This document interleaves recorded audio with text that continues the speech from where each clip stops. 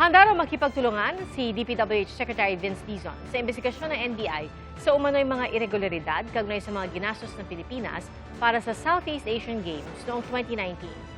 Si Dizon ang President at Chief Executive Officer noon ng Bases Conversion and Development Authority na siyang nangasiwa sa pagtatayo ng pasilidad para sa SEA Games.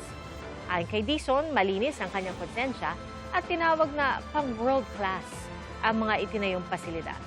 Ang punto niya, may mga kasong isinampa laban sa kanya at iba pang opisyal noon pero na-dismiss noong 2021. Gayunman, tatalima raw siya kapag ipinasabtina ng NBI. Tayo magko-cooperate yan. Kasi